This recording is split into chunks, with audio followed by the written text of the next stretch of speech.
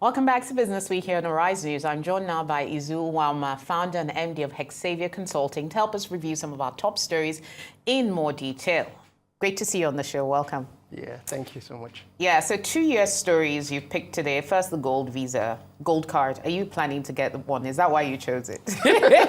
And you're now trying to shoot your shot. Tell us about what all of this means. It's really confusing. First of all, I find it funny because it's very delusional to think that the wealthier people are, the more likely they want to live in America. It's actually inversely proportional. It's around the middle class conversation. The wealthier you are, you can visit there. You don't want to live there. Okay. Why wouldn't you want to live there? Okay, so let's look at it, right? Any country that has someone that has $5 million, it's probably the 1% of that country. So in Nigeria, for example, do you know what $5 million can make you? Do you know how you can live with $5 million in Nigeria? Right, that's one. And then second thing also is the fact that we assume that the world has that amount of millionaires. And when you look at that statement, he goes ahead to project a very delusional assumption that you can sell 1 million cards, right, at 5 million, which gives you 5 trillion. That's very delusional because, you have 50-something million millionaires in the world. Something million millionaires, half of them are already Americans, right? You want to do a poll, right? Yeah. Nigeria, for example, has only 10,000 millionaires in dollars. Do you want to do a poll around the 10,000 millionaires in Nigeria to find out whether they want to live in America, not visit America? Yeah, right? some might struggle with the current America. But, you've used the word delusional a lot. So I guess my question then is, what is the rationale behind this, really? It's one thing to look at it on the face of it, but is there something else we're not getting about why Trump is introducing this or planning to introduce this? To be honest, it's not even a new concept, right? Australia has tried it. Britain has tried it. For example, when Britain tried it, I think they had less than 1,000 applications, right? So you can see why I say the market size isn't that big enough.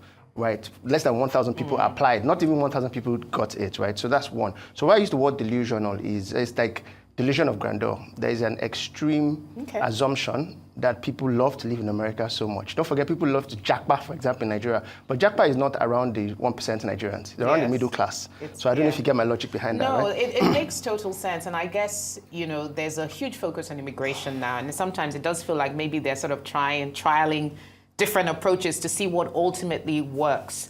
And some people have even raised the fact that some people that the U.S. may not take too kindly to may actually end up qualifying for this. Some of the Russian oligarchs, which the U.S. has always said no, but hey, it's under Trump, so things may evolve.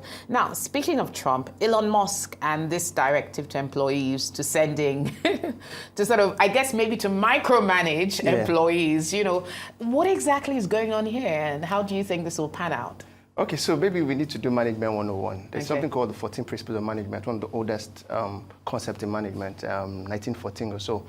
And there are 14 principles that make up what management is. Principles. One of them has something called the chain of command, right? Or that is counter to that principle, right? You don't talk to the big boss, you talk to the small boss. Yeah. That's what hierarchies are for, right? So when someone is external of a system, because I like to think of Elon Musk as a consultant in the American government, DOGE, right? Department for Government Efficiency. That's a consultant. So I'm also a business and management consultant. I can imagine going to a company that has 2 million workforce, right? America has over 2 million civilians in their employment, government employees, and you tell them to send an email, right, to say, what did you do last week? Right, that's a huge dent on the organogram of the company. Yes, because you're not even HR. Circumventing their direct line managers. And there's, of course, this pushback. FBI has said, for example, nobody should respond to that because, first of all, you even assume that everybody, what they've done last week isn't confidential, right? So a major part of American civil employment, right, government civil employment, is even around intelligence, right? So FBI is supposed to respond to you. Someone in Navy SEAL is supposed to respond to you saying, this is what we did. We tried to catch it. It just doesn't make any logical sense, right? So, and that's really what happens when you have two extreme cholerics having a yin-yang in government. I always say this thing, and it's really interesting to say that the criteria to be a president in almost any country is actually lower, right, than the criteria to be a primary school teacher. Nigeria inclusive. For example, you don't need to be a graduate to be a president in Nigeria and anywhere else. So you look at someone whose first stint at government is the highest level. That's Donald Trump. Never ran for anything except for president. So it gives you it's a good case study for management. It's very laughable, first of all. And then don't forget the framework for that response, right? How do you send a mail blast to 2 million people?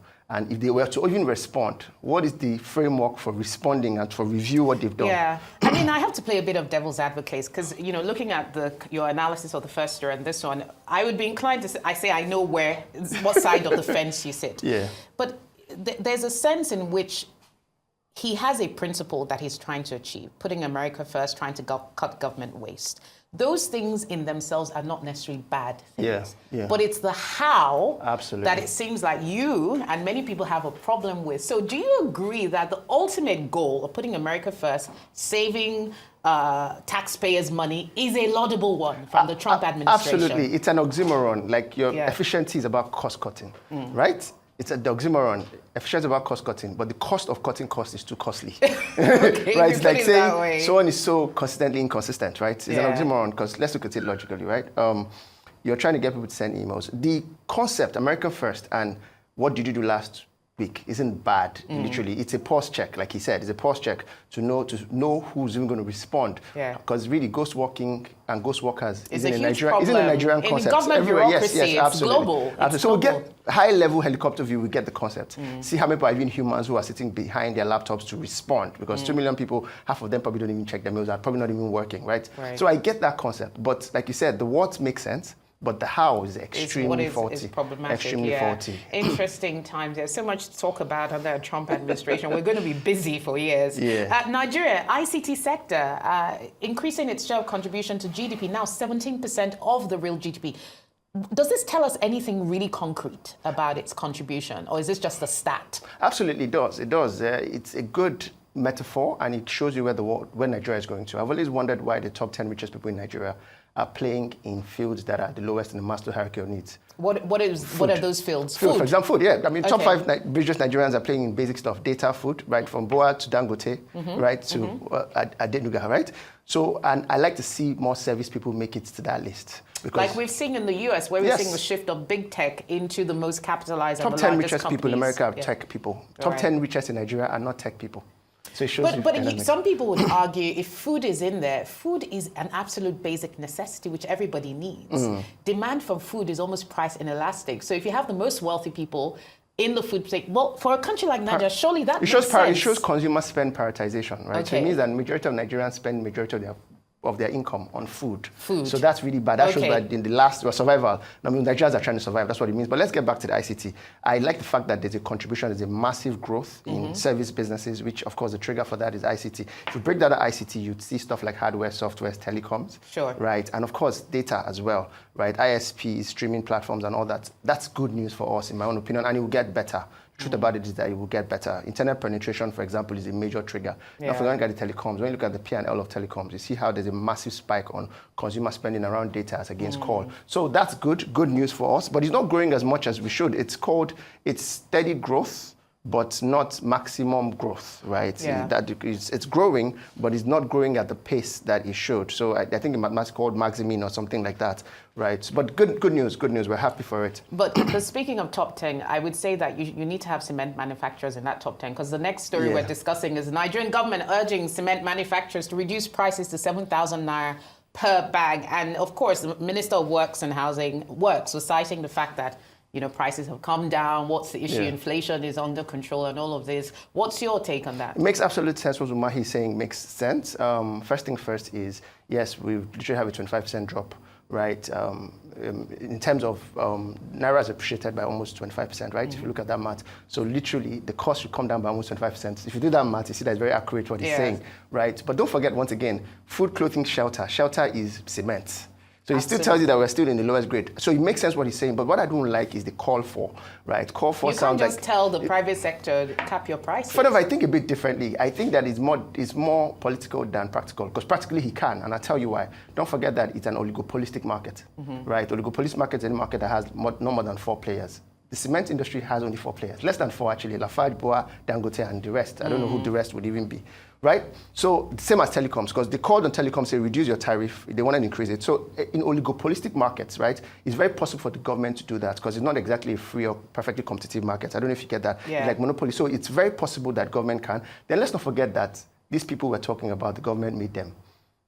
If you know what I mean, right? I mean, the 4 biggest players in the two biggest players, Nigerians there, right? That would be who? Rabiu and Dangote. To a large extent, if you look at the IBB book, you see the conversations and the body language of, he called us in a room and said we should bring this to do this. So really, and it's not bad. Read that book. Yes, yes. So it's really not bad because you made these people. The truth about it is it's very possible. It's very possible that would happen. It will still happen. It will come down. But the part about being political is he's trying to score political points. Is yes, that what you mean? You can call them in a room. You don't have to do a press release to tell us that you want them to reduce. You know where they can find. You can find them. Yeah, it's grandstanding. Yeah. Okay, Eizu, it's always so great speaking to you. So many brilliant ideas there. But we've run out of time. Thank you so much for joining us on the show. Eizu Uwaoma, MD of Xavier Consulting.